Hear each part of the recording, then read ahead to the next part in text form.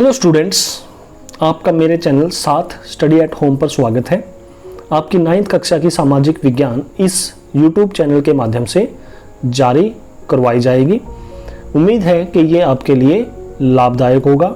अगर आपकी कोई सुझाव हैं तो वो आप कमेंट बॉक्स में दे सकते हैं, और वीडियो अगर आपको अच्छी लगे तो वो आप सब्सक्राइब और शेयर ज़रूर करें। इससे रिलेटेड जो PDF है वो आप डिस्क्रिप्शन में PDF लिंक से डाउनलोड कर सकते हैं। धन्यवाद।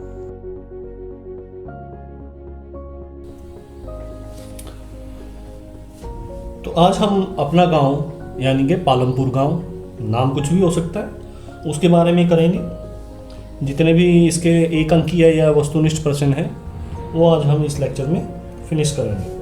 पहला है, पालमपुर में कौन सी क्रियाएं सीमित स्तर पर की जाती हैं। सीमित स्तर का मतलब क्या है कि जो बड़े स्तर पर नहीं की जाती, जिसमें ज़्यादा लोग शामिल नहीं हैं। अथवा पालमपुर में गैर कृषि क्रियाएं कौन सी। अब ये दोनों प्रश्नों का जो उत्तर है वो एक ही बनेगा, और इन दोनों प्रश्नों को एक में जोड़ने का मेरा यही उद्देश्य है कि आप इस कंसेप्ट को समझ सकें। तो सीमित स्तर का मतलब क्या हुआ कि इसमें गांव की कम जनसंख्या लगी हुई है। जब हमने पालमपुर गांव किया था तो उसमें हमने समझा था कि ज़्यादातर जो जनसंख्या है वो कृषि कार्यों में लगी हुई है, यानी कि लगभग 75% लोग कृषि कार्यों में लगे हुए हैं। कुछ लोग हैं जैसे 24-25% जो गैर कृषि कार्यों में लगे हुए हैं, इसीलिए इसको हमने कहा सीमित स्तर। ठीक है, तो ये लघु स्तरीय निर्माण, डेयरी, परिवहन आदि क्रियाएं सीमित स्तर पर की जाती हैं। दूसरा, पालमपुर गांव के खेतों में अधिकतर सिंचाई किससे होती है? नलकूपों से। पहले जो खेती का सिंचाई का जो मेन साधन था, एक तो वर्षा आधारित, दूसरा रहट वगैरह के द्वारा, तीसरा नहरी पानी। लेकिन अब किससे होती है? नलकूपों द्वारा। तीसरा, सेवाओं तथा वस्तुओं के उत्पादन के लिए कौन सी वस्तुओं की आवश्यकता होती है अथवा उत्पादन के साधन कौन से हैं। अब जब हम उत्पादन करने की सोचते हैं तो उत्पादन करने से पहले हमारे पास साधन भी तो होने चाहिए जिनका प्रयोग करके हम उत्पादन करेंगे। अगर हमारे पास साधन नहीं है तो हम उत्पादन कैसे करेंगे? और यही जो प्रश्न है वो इस प्रकार भी पूछा जा सकता है कि उत्पादन के साधन कौन से हैं या कारक कौन से हैं। तो मुख्यतः 4 उत्पादन के साधन होते हैं: श्रम, पूंजी, उद्यम, ठीक है, और भूमि। तो यहाँ पे श्रम, भूमि और पूंजी को इसने 2 में बांट दिया। भौतिक पूंजी जैसे कि मशीनरी वगैरह, और आर्थिक पूंजी जो पैसा होता है, जो धन लगाया जाता है किसी भी काम को शुरू करने से पहले। अब ये जो तीनों हैं, अगर हम इसको पूंजी मान लें दोनों को, और ये श्रम, ये भूमि, ये जो तीनों उत्पादन के साधन हैं, ये किसी काम के नहीं है जब तक कि जो उद्यमी है, उद्यमी जो है, जो वह व्यक्ति जो इनको इकट्ठा करके अपना काम शुरू करता है उसको हम उद्यमी कहते हैं। तो ये उत्पादन का चौथा साधन है। जब तक ये इन तीनों को इकट्ठा नहीं करेगा तो ये किसी काम के नहीं है। तो जैसे किसान है, वो भूमि, उसके बाद मजदूरी खुद भी करेगा, दूसरे को भी लगाएगा, और उसके ऊपर जो मशीनरी और जो वो पैसा लगा रहा है वो पूंजी में आ जाएगा। तो यानी कि 4 साधन हो गए। ऐसे ही उद्यमी जो वो है, मान लो फैक्ट्री वाला है, कारखाने वाला है, वो भी यही करेगा, भूमि लेगा, उसके ऊपर मशीनें लगाएगा, मजदूरों को लगाएगा। ठीक है, तो उसने उन तीनों साधनों को इकट्ठा किया, उद्यमी है वो। चौथा प्रश्न, उत्पादन किसे कहते हैं? तो उपयोगिता का सृजन ही उत्पादन है। यानी कि हम कोई ऐसी वस्तु या सेवा का निर्माण करें जो दूसरे लोगों की या हमारे भी आवश्यकताओं को पूरा करने में सक्षम हो। ठीक है, क्योंकि हम उत्पादक तो हैं ही, साथ में हम क्या हैं? उपभोक्ता भी हैं। ठीक है, तो उपयोगिता का सृजन यानी कि वो वस्तु कुछ काम आए, हमारी कुछ आवश्यकताओं को पूरा करे। ठीक है, उसको हम क्या कहेंगे? उत्पादन। उत्पादन का उद्देश्य क्या होता है? वस्तुओं तथा सेवाओं का इच्छाओं की संतुष्टि के लिए उत्पादन करना ही उत्पादन का उद्देश्य है। अब किसान क्यों उत्पादन कर रहा है? तो उसका सीधा सा है कि उसको पैसा कमाना है, लेकिन अब वो उन वस्तुओं जो वस्तुएं वो उत्पादित कर रहा है, जो फसलें वो उत्पादित कर रहा है, वो जो उपभोक्ता है, ठीक है, उनकी क्या कर रही है, आवश्यकताओं की संतुष्टि कर रही है, कि उनकी भूख मिटा रही है, उनको पोषण दे रही है। छठा, स्थायी पूंजी में क्या क्या वस्तुएं होती हैं? ट्रैक्टर, टरबाइन, कंप्यूटर, जनरेटर आदि स्थायी पूंजी। स्थायी पूंजी कौन सी हुई? जिसका लंबे समय तक बार बार प्रयोग किया जा सकता है, ठीक है ना। जैसे ट्रैक्टर है, ट्रैक्टर कई सालों तक चलता है, 10-15 साल तक भी आदमी चलाता है। 7वां प्रश्न है, कार्यशील पूंजी में क्या वस्तुएं आती हैं? कार्यशील पूंजी क्या है? जिसका ज़्यादा लंबे समय तक प्रयोग नहीं किया जा सकता और सिर्फ एक बार या 1-2 बार ही उसका प्रयोग किया जा सकता है। जैसे कच्चा माल, कच्चे माल का एक ही बार प्रयोग होगा। मान लो एक फैक्ट्री वाला है, उसने कपास से धागा बनाया, तो उस कपास से जो धागा बना रहा है वो कपास एक ही बार प्रयोग हुआ, उससे धागा बन गया, फिर दूसरा कपास लाना पड़ेगा। तो इसका मतलब क्या है? कच्चा माल एक ही बार प्रयोग हो रहा है, ठीक है। ऐसे ही नगद मुद्रा उसने, मान लो वो कपास खरीद के लाया, तो उसने वो जो पैसा था वो उसको दे दिया जिससे कपास खरीद के लाया, वो किसान है या मंडी से लेके आया वो, तो वो नगद मुद्रा भी आपकी जो उस कार्य को चलाने में, सुचारू रूप से चलाने में मददगार है, उसको हम क्या कहते हैं? कार्यशील पूंजी। जैसे आप बीज लेके आए, दवाई लेके आए, तो ये क्या है आपकी? ये कुछ ही समय में इसका प्रयोग हो जाता है, तो ये उस कार्य को सुचारू रूप से चलाने में मददगार है। ये लंबे समय तक इसका प्रयोग नहीं किया जा सकता। आप दवाई का प्रयोग करोगे तो आपने छिड़काव किया, वो दवाई खत्म, छिड़काव करती। 8वां, पालमपुर में सर्दी के मौसम। अब सर्दी का मौसम हम मान लेते हैं अक्टूबर से मार्च, ठीक है। तो इसको हम कहते हैं खरीफ का मौसम भी इसको हम कहते हैं। सर्दी के मौसम में खेतों में क्या उगाया जाता है? तो ये इस प्रकार से भी क्वेश्चन पूछा जा सकता है कि सर्दी के मौसम में क्या उगाया जाता है। ऐसे भी प्रश्न पूछा जा सकता है कि खरीफ के मौसम में कौन कौन सी फसलें उगाई जाती हैं। तो खरीफ में कौन सी है? गेहूं, गन्ना, चना, ये हमारी हैं खरीफ की फसलें। 9वां, पालमपुर में वर्षा के मौसम। अब वर्षा का मौसम हम मान लेते हैं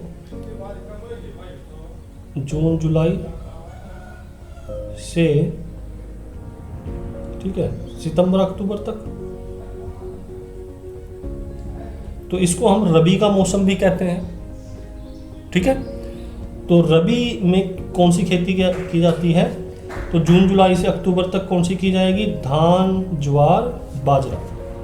10वां प्रश्न है, सिंचाई के साधन बताइए। तो सिंचाई वर्षा से भी होती है, तालाब एवं कुओं से भी होती है, ट्यूबवेल से भी होती है, नहरें आदि से भी होती है। 11वां प्रश्न है, पालमपुर में मुख्य क्रिया कौन सी है? तो मुख्य कौन सी है?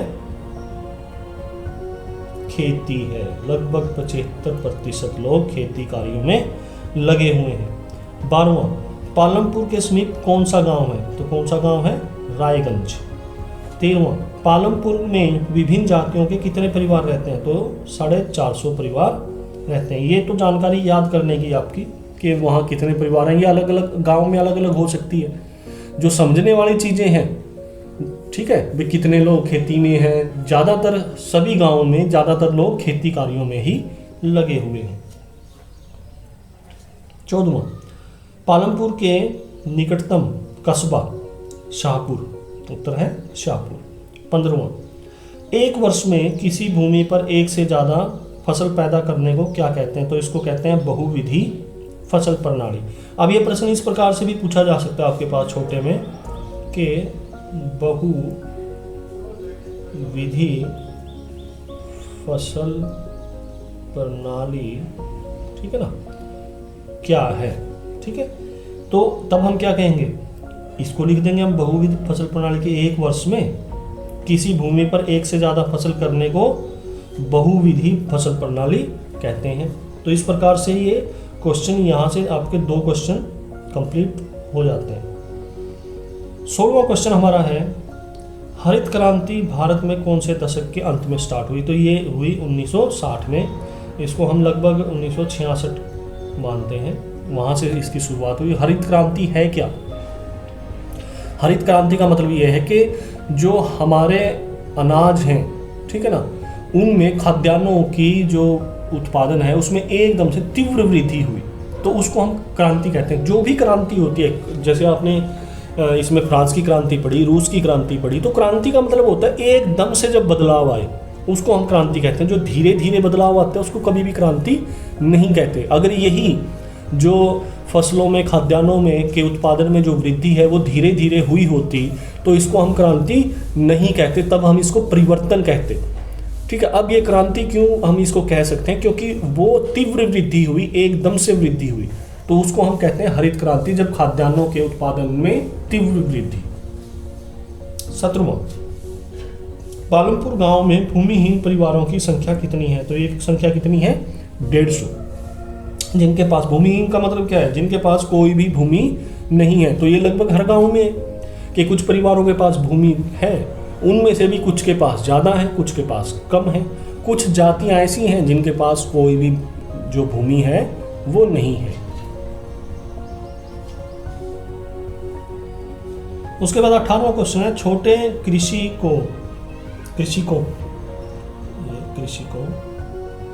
छोटे कृषकों के लिए ऋण का मुख्य स्रोत क्या है?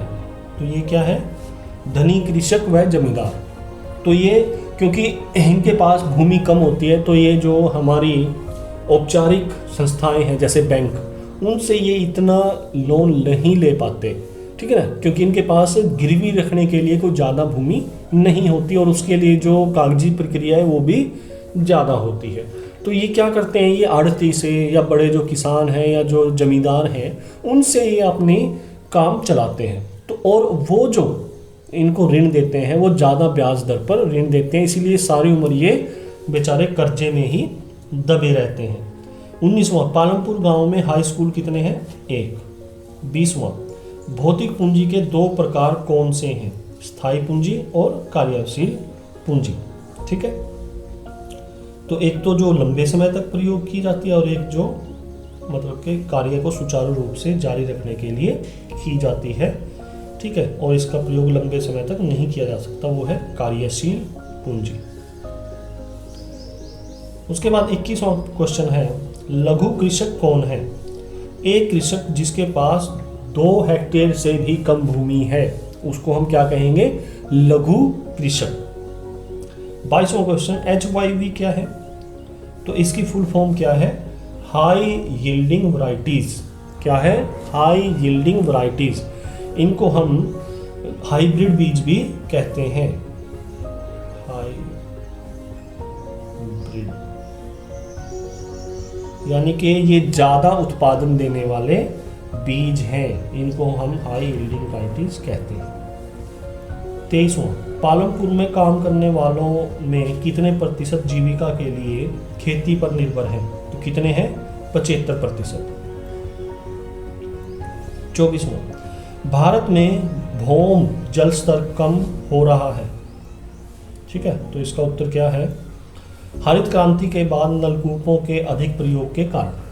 तो जब हरित क्रांति आई तो उससे नए नए बीज, हाइब्रिड बीजों का प्रयोग किया जाने लगा, दवाइयों का प्रयोग किया जाने लगा, खाद का, रासायनिक खाद का प्रयोग किया जाने लगा।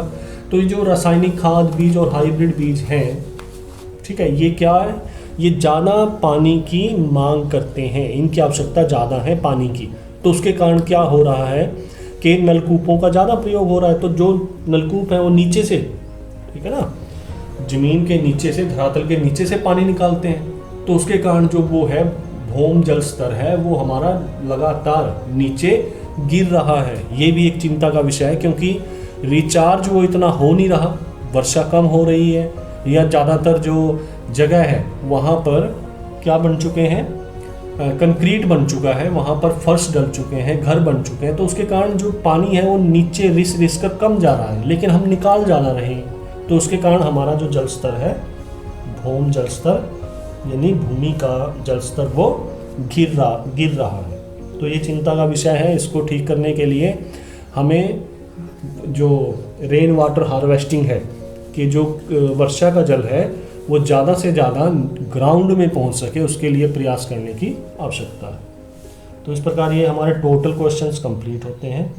ठीक है, और आप इसकी PDF जो आपको पता है वीडियो के डिस्क्रिप्शन लिंक में मिलेगी, वहाँ से इसको डाउनलोड करके अपनी कॉपी में उतार सकते हैं। धन्यवाद।